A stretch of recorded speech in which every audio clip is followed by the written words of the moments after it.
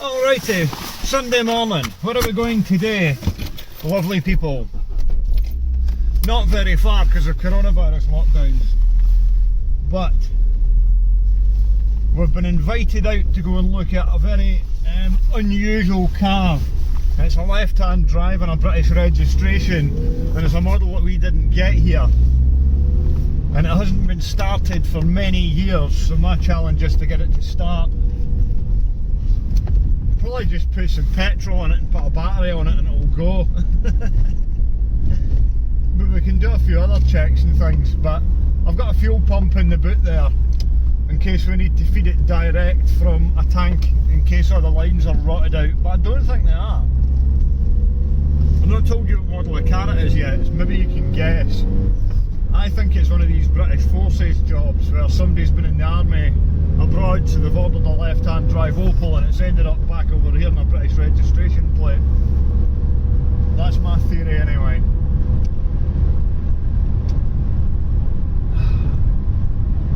Roads are nice and quiet anyway, and there's no snow over this part of... Just drive a couple of miles away from West Carlton and there's no snow, which is just lovely. I can't wait for the snow to melt next week so I can get on and get the smashed Vectra off the back of the truck and see if we can get it to take drive and at least move about again a bit, which would make life a lot easier if I do end up breaking it. You can see just how bent it actually is on the front end.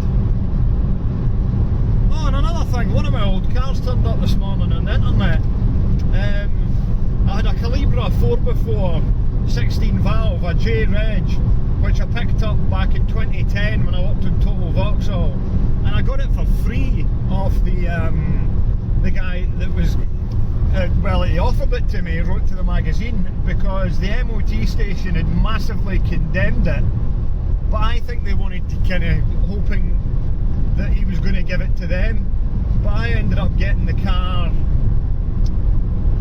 Picked it up in my old transit recovery truck, took it back and it wasn't that bad at all. I used the transfer box from my Cavalier GSI, which had been updated to a turbo version, and I locked the original four-wheel drive transfer box using the locking ring kit and put the prop shaft from my GSI back on it and fitted cruise control to it as well. So we're quite interested to see what kind of nick it is, because it's been off the road since 2015 and it was quite a good survivor for being such an old car. Oh, here I've got Mr. Mercedes with his LED headlights tailgating me here. See if you've got your winter tyres on.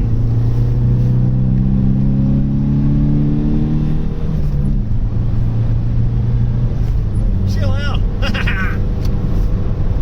Right, that's enough of that for now. He just came absolutely tanking past me there. I think I bruised his ego somewhat.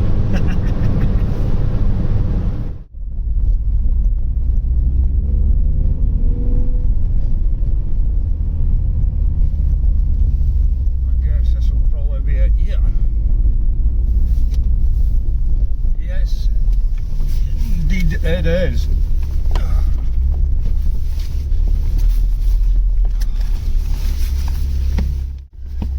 We are indeed here, so I'm just going to reverse the car up so I can get all my tools at it.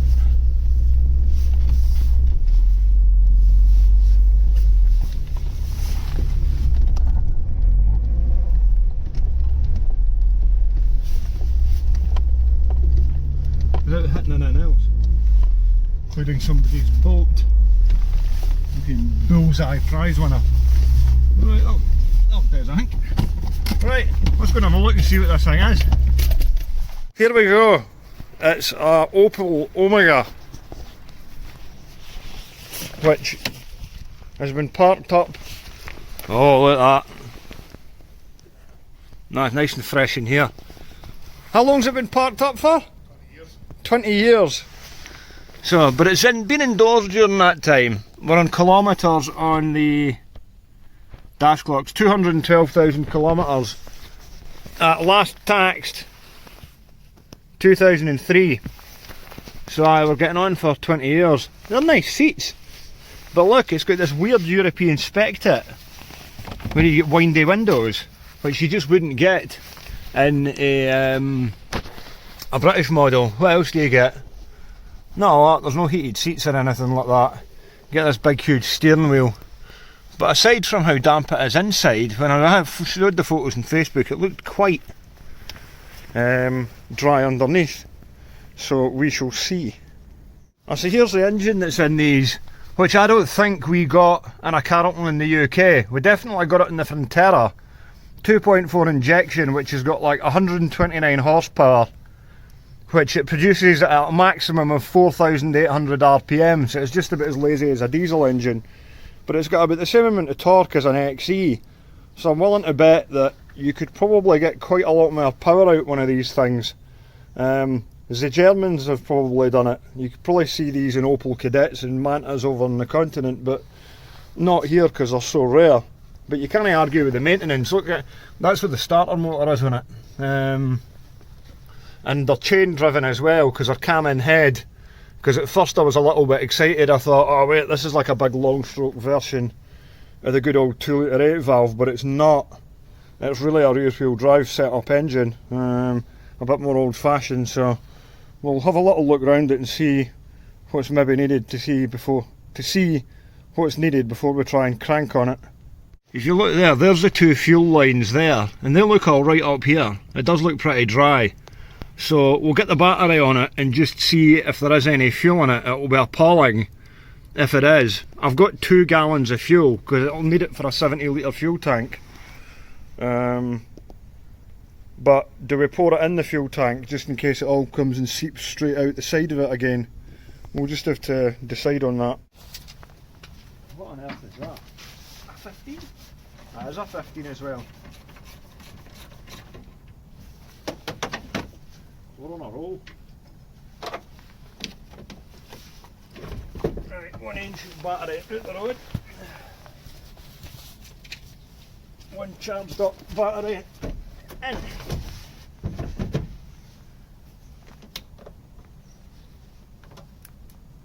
A bit of clickage there.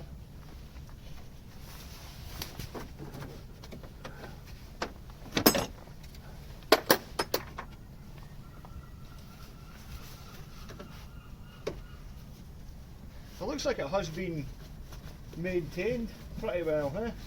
There's a bit of grease on the battery terminals and things. It all looks pretty dry. Yeah.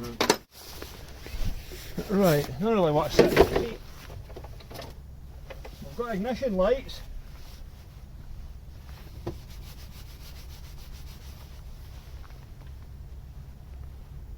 Is the fuel gauge going to move at all?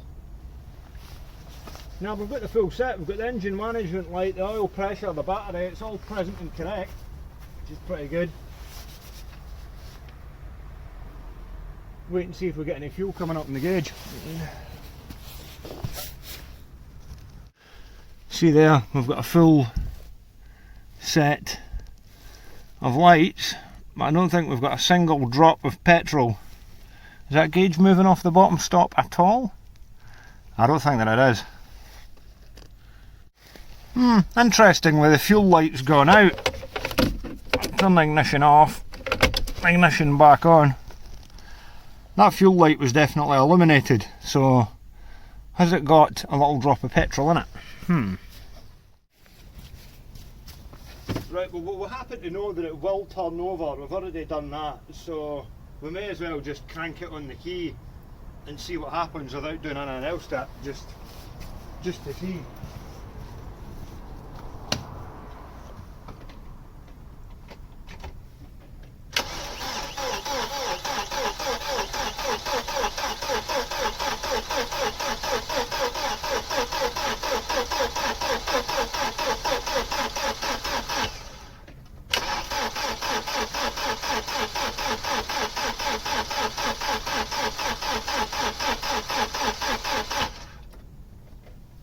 Well, it turns easy enough. It's put the oil pressure light out and the management light's gone out.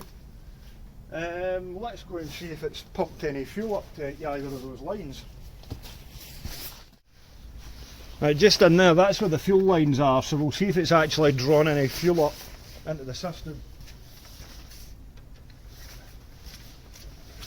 or if the pump is indeed dead.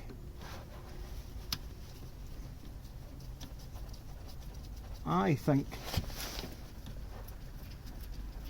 that already looked to me like it had fluid at it. Oh yeah, we've got fuel. We've got fuel pressure. Right, that's definitely sucking fuel up. So that's good, we know our pump's working. Just tighten that back up, that's getting fuel to the rail. So, next spot is check our spark plugs. Right, so I'm just checking the dizzy cap, and that seems dry in there. It looks like it's got a pretty new rotor arm on it. And the contacts inside the cap look pretty clean as well.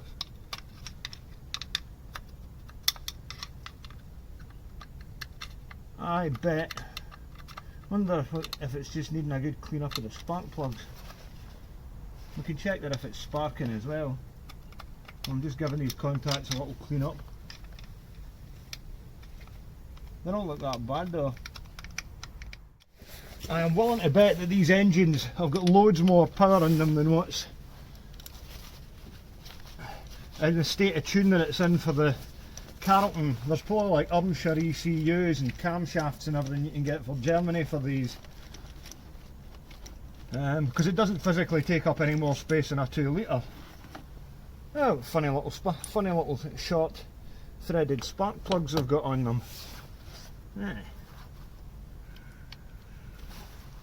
Just go and see if that's going to give us a spark. Do you want to go and crank on it and we'll see.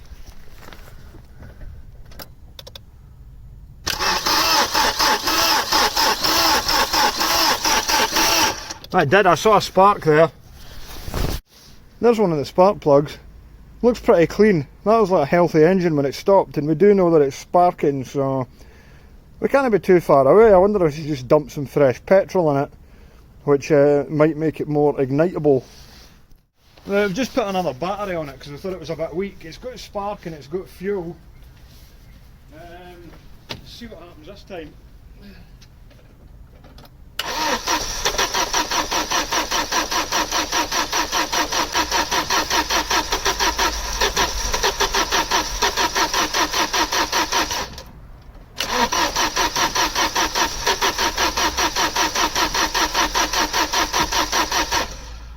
To go, I think it's just octane of about 23. I'm gonna not be tight, put some fuel in it, see if we can get some octane in amongst it. A screwdriver to push that flap down there with my technical homemade funnel.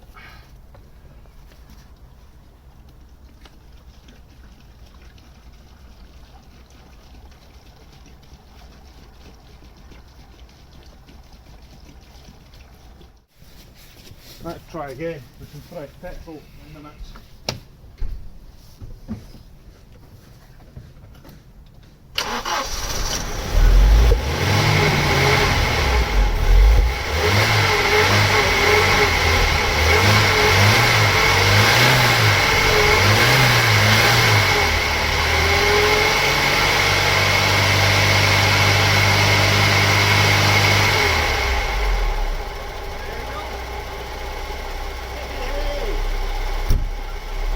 Good old Vauxhall Opel technology.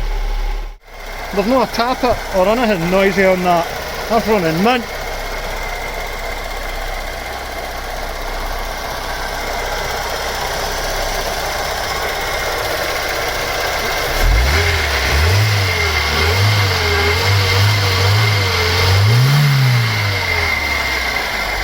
Ideal.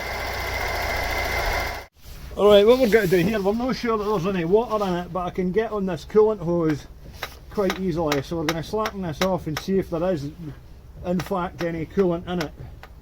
We can put some in with some antifreeze, but obviously we don't want to waste antifreeze, and we don't want we don't want to put pure water in it either, because it's been so cold recently here. It is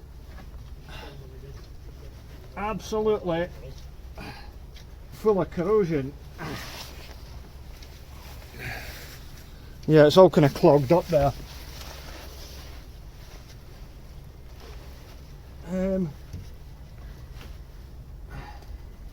Yeah, the hose is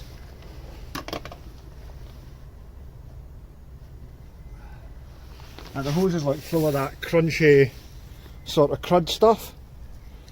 But it does feel like there's a tiny bit of moisture in there. Probably put some water in it, it'll be alright. Ideal. Right, we're going for it. We're feeling that confident. We're going to put some fluid in it. Ooh, that's a nice colour. That's in the hope that it doesn't all pee out the bottom. multi-purpose, and you can add it to the water colour.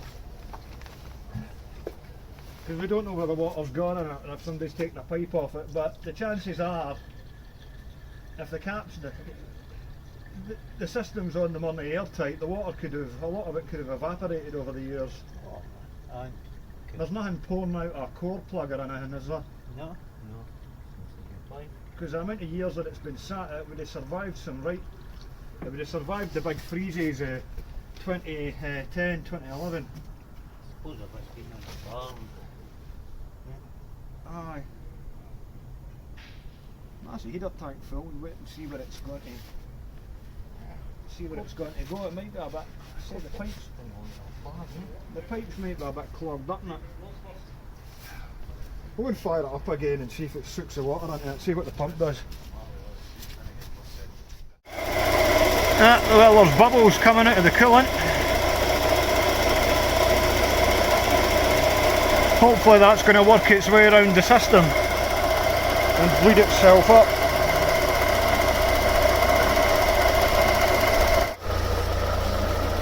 I've just been giving it a bit of a rev to get the coolant to circulate. Both our radiator pipes are hot. One of our matrix pipes is hot, the other one isn't, so we must still have a bit of air in there, so just keep giving it a bit of revs and just get the rest of the air out of it. But it seems like the water pump's working and all the water's circulating as it should be.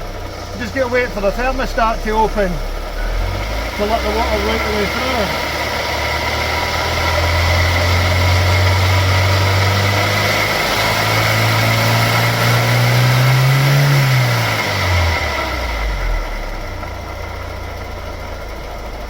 Wonder if we've got any heaters. Check it out, we've got temperature. Have we got any heat? That's the next question. I can't seem to switch the heated rear window off. Let's see if I move it.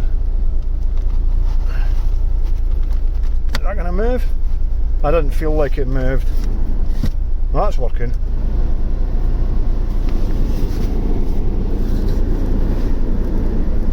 No, we don't have heat yet. I'll just give it a bit of. But that means the thermostat's working if that temperature's coming up like that, I think.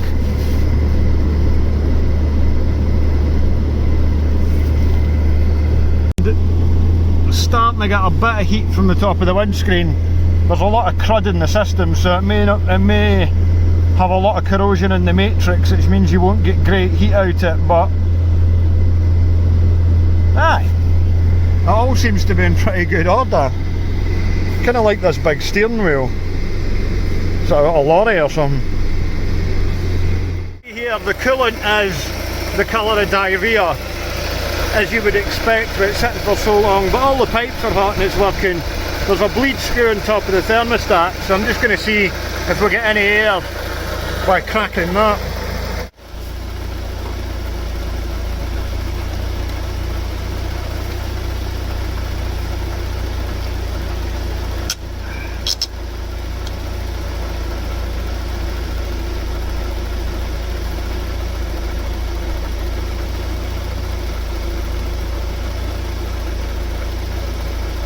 Point to something supposed to happen here.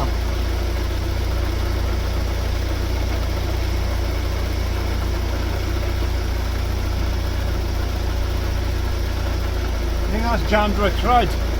Can you switch the car off for now?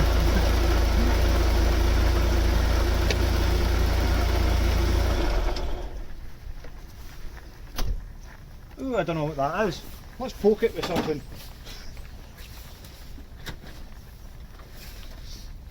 Is it? What is it?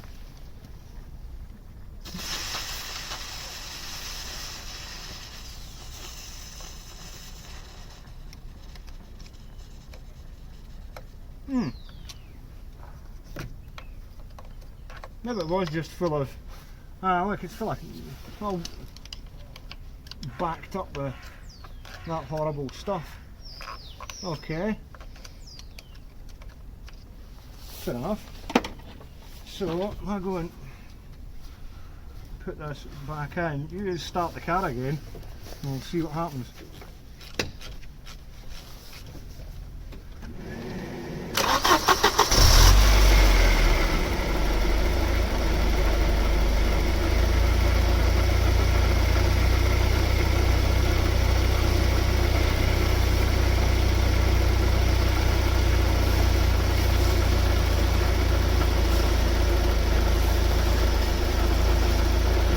Okay, I'd say that's blade up.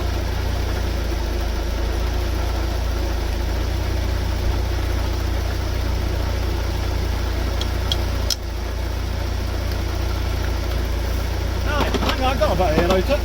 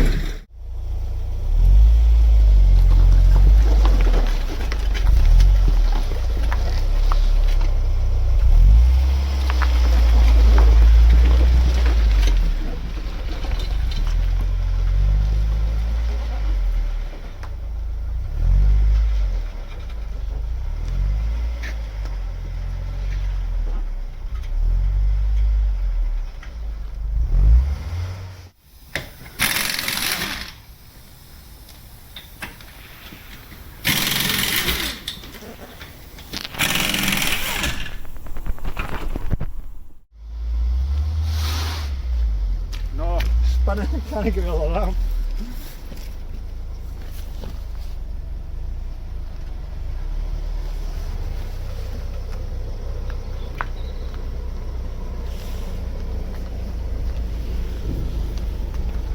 There you go. Premium quality donor card for a Manta, I think. Let's take it out for a wee bubble around the block.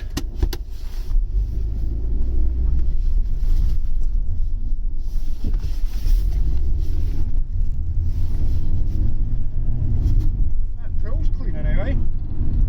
It's quite torquey and it's got brakes. That's not bad.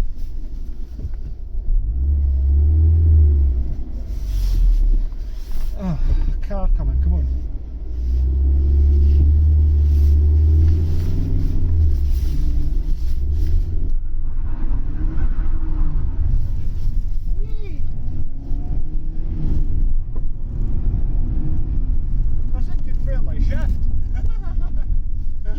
Quite impressed with it. It's not actually too bad. A couple of wee runs in it. I'll give it another little warm up, little run before there's any cars about because it's nice and early.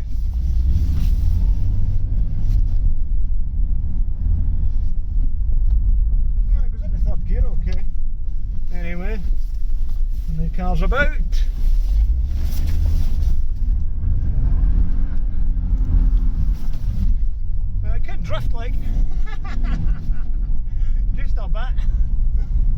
this is alright, this is the most fun I've had for a while. Right, I better stop now because it's getting a bit hot. And I don't think it'll like this very much if I keep doing it.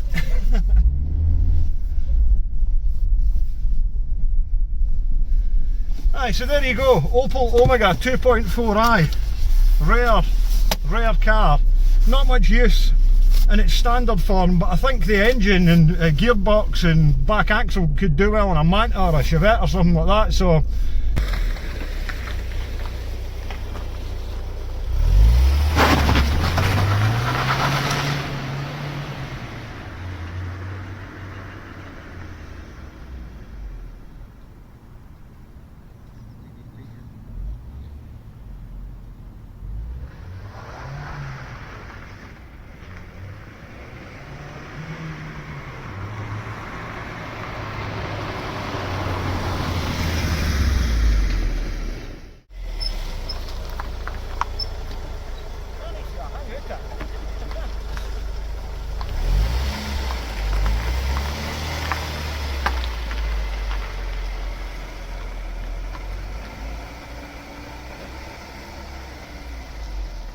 thanks to Donald Harvey of DTH Performance Workshop for finding the car in the first place, David from M9 Recovery for lifting it, and Alex Autos for storing it for us and helping us get it started today.